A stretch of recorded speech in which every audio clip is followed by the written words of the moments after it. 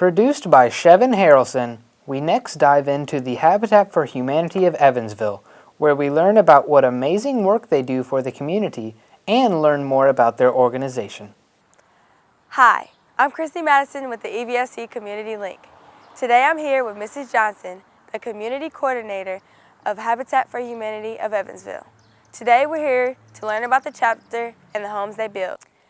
Today we'll be getting a look at the new home of Vicki and Reggie on South Linwood Avenue. When was Habitat for Humanity started? Well, Habitat for Humanity International actually started in the mid-70s, 1976. It started in a community in Georgia, Americus, Georgia. From there, it spread throughout the country and throughout the world, actually. Today, it's located in more than 90 countries. We were actually the first affiliate to start in Indiana. We started in 1984. So we've been going strong now for about 27 years. And we're getting ready to dedicate our 400th house here this year, so we've been very busy. How can a family qualify for a home? Well, in order to qualify for a Habitat for Humanity home, it's based on 3 criteria. Number 1, the family has to have a need for housing. Now that need can be anything from they're homeless, and we certainly do serve some homeless families. It could be that they can't afford their rent anymore, or their landlord won't make some necessary repairs. So a need could be a lot of things. The second criteria is they have to be willing to contribute 300 hours of sweat equity. And by that, we mean that they've got to come out and actually physically build their house and the houses of others. Third criteria, they have to have the ability to pay their mortgage. Now their mortgage is based on a 25-year no-interest loan, so that saves families a lot of money. Typically the house payment is about $275 a month. You mentioned that the families have to help build their houses. Can you please explain what they do around the house? Well, they do just about everything that all of our other volunteers will do from the ground up. A lot of times, if they are unable to come out and physically pick up a hammer, then a lot of times they'll help in the office as well. But for the most part, they're out here with the hammer, they're hammering, they're helping to pull up the walls, they're helping to put the siding on. So it's just about anything that they are physically able to do. About how long does it take to build a home for a family from start to finish? Typically, when a family will fill out their pre-application, from that point, we have to do the credit check, make sure that they are going to be a good homeowner. From that point to where they're actually turning the key, it takes about a year, usually. A lot of that depends on how quickly they can get in their sweat equity. This is the most awesome experience just because of all the giving that goes out with this. You start out doing sweat equity at everybody else's homes. You do caulking in windows, you sweep up a lot. You might also be doing some landscaping, but you're always doing something that is in preparation for this house being someone else's. This one is ours, and we've done everything in this house. We've helped with the putting up of the walls, we've helped with the foundation. You do a little bit of everything, you learn a little bit of everything, so that once you're in the home, you have an idea of what you have to do to maintain it. When they reach 150 hours of their sweat equity, at that point they get to choose their lot, where we will build their house. They get to choose the type of house that they want. When they reach 200 hours of sweat equity, at that point, that's when we'll actually start building their house. The entire process is typically about a year, but just the physical building of the home is about 10 weeks.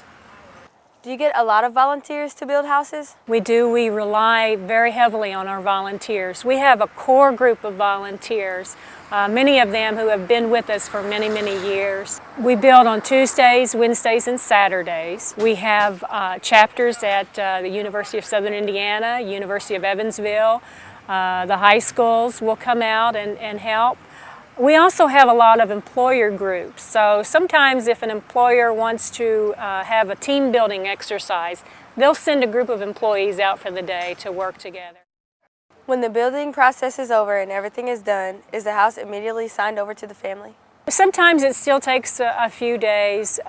Usually when the house is complete, we'll have a final walkthrough. Then we also have to go through the closing process. And anyone who's ever closed on a new home, they probably understand that sometimes that does take sometimes a few weeks to get that finished. I've seen on the news where the house is dedicated. Can you please tell us how that process goes? Usually at the dedication, we'll present a Bible to the family. We also have the house sponsors there, and they'll usually say a few comments.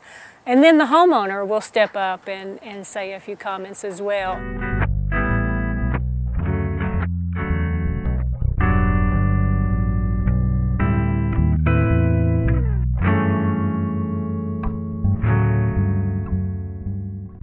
Keeping our theme with building, our third segment, produced by Chrissy Madison, takes a look at YouthBuild Alternative School, a hands-on approach that teaches students building skills while working toward their GED. Hi, I'm Chevin Harrelson, a reporter with the EVSE Community Link. I'm here today at the Evansville YouthBuild Alternative School. Let's step inside to meet Mr. George Flowers, the program manager, and learn about their unique transformation program. Can you explain to us what YouthBuild is and how it got started? What YouthBuild is trying to help young 16 to 24-year-old youth who have fallen out of school to get their GED and to learn a building skill, which is construction, back in the communities where they live, giving something back to the community, so to speak. So they gain all of that while they're in YouthBuild, and it's actually trying to help them transform their lives into a better life. Why is it that the students choose YouthBuild over a regular school setting?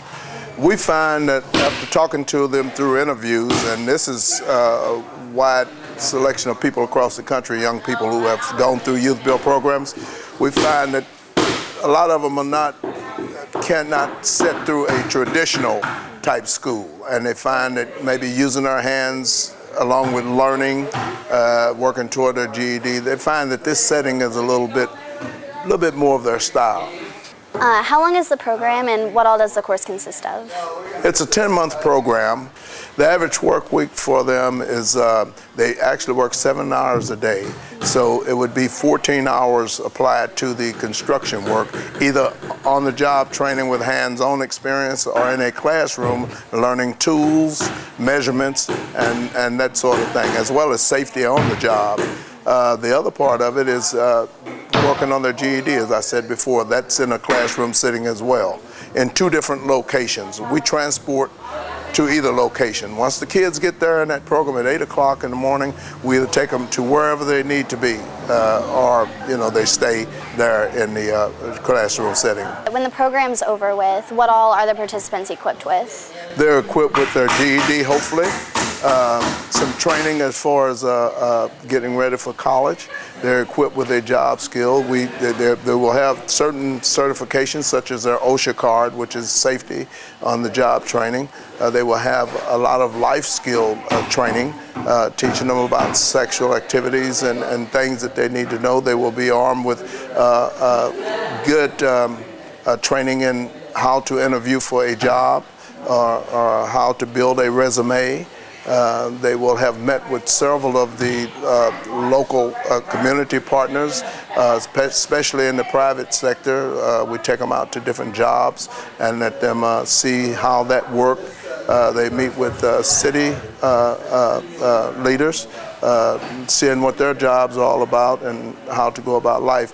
We also encourage them to try to get things such as library cards and get their driver's license and sign up for the draft if they're 18 years old, especially young men.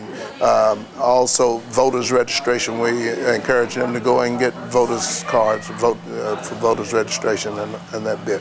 So it's a lot of things that we encourage them to do to try to rebuild or transform their lives to get back into mainstream America. These are young 16 to 24-year-old youth who have not been introduced to some of those things. So how does the program end? It culminates with a bicycle trip, a major trip. We start off actually with a mini bicycle trip, introducing them to bicycle riding, bicycle safety along the highway, and also presenting a challenge to each one of them. how far can they ride. We start off with the ride, which we've already had, which was last week at the end of Mental Toughness, going up to New Harmony. That's 38 miles. They rode up to New Harmony on bicycles, and then we van them back. Different with the ending of this program, we do a trip to St. Louis. Now we'll van them over to St. Louis and we'll spend time over there with other YouthBuild organizations in the St. Louis area, let them interact with them. We'll let them see some sights, we'll take them to attractions. This last class we took them to the Arch and they went up in the Arch. And then we take them over the next morning to East St. Louis, where they will get on bicycles and ride back to Evansville, which is 167 some odd miles. It's a 2-day trip. We'll stop halfway in Mount Vernon, Illinois, and then they'll get up the next morning and ride all the way into Evansville. It is mainly a challenge for them to push themselves. It's not to prove anything to YouthBuild or to myself. It's to prove something to themselves, or to say that I actually completed something that very few people have completed. There are over 278 YouthBuild units around the United States. There are even units in Germany, China, and South Africa. After speaking with Mr. Flowers, I had a chance to interview a few of the participants in the program. I think it's a good program. It's a good chance for all of us to do something with our lives, get our GED, go on to college if you want to, and just do something better for yourself, really. And you can learn a trade while you're here also. So it's just, overall, it's just a good program and a good opportunity for all of us. I'm on as a mentor, a junior supervisor, since I help the kids on the job site, wherever I'm needed. Back at the CK, I just make sure the kids got what they need, make sure they're back whenever they need to be, get things together, run errands, just help wherever I need to be helped. If you would like any more information on the YouthBuild program and the projects they construct, you can check out their website at the link below. This is Chevin Harrelson for the EVSE Community Link.